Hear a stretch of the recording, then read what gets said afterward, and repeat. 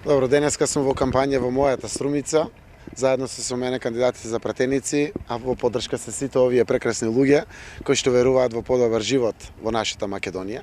Ги поминавме трите пазари, Кванташкиот, пазарот Шешел, Глобал, поминавме делот Дукенџиите по чаршијата. Тоа што можеме да го констатираме насекаде по Македонија е присутно исто така и овде. Народот наш нема пари. Еден дел од народот е заминат и е со тоа намалена потрошувачката моќ, а тој дел што е останет овде, нашиот народ е навистина во тешка сиромаштија. Пазарџиите се жалат дека тешко се продаваат производите, а оние што ги сретнавме по пазарите навистина со оние скудни средства што ги имаат, само неопходното го купуваат за своите домакинства.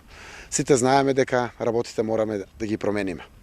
Она што е многу важно за овој мој регион, Струмички, еден од најголемите земјоделски региони е вербата дека ако земјоделецот има пари, има среќен живот, ни живеат и градовите.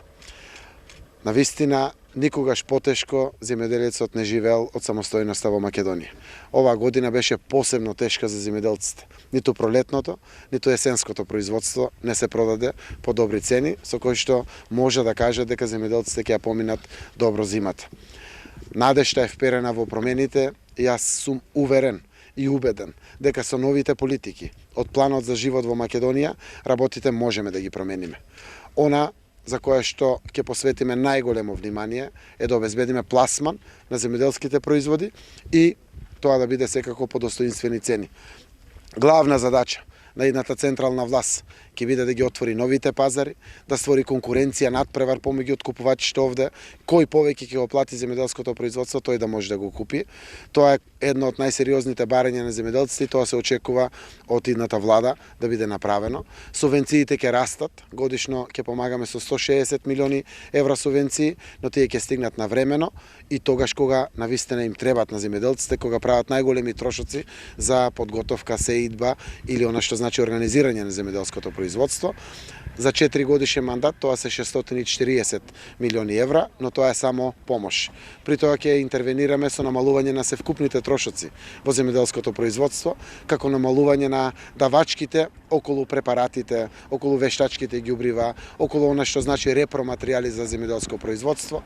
Ќе воведеме зелената нафта, која што за 50% ги намалува севкупните трошоци за нафтата, бензините кои што се користат за наводнување, за трактори, за механизација во земјоделието. Конечна цел ќе ни биде да останат пари плюс во земјоделците.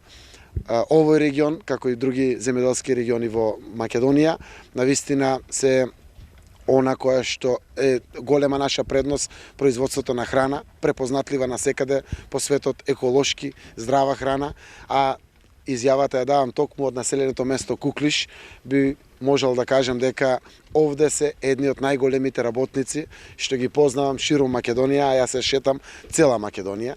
Ова Куклишко поле е полно со пластеници, интензивно земјоделско производство. Луѓето велат: председателе, господине Заев, ние сме спремни да го поминеме и денот и ноќта во пластениците, да произведеме уште повеќе, уште поквалитетно, само ако се плати по достоинствени цени.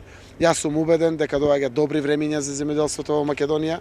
Сум човек кој што потекнува од земјоделието и верувам дека конечно ќе ја вратиме среќата и насмевката на земјоделците.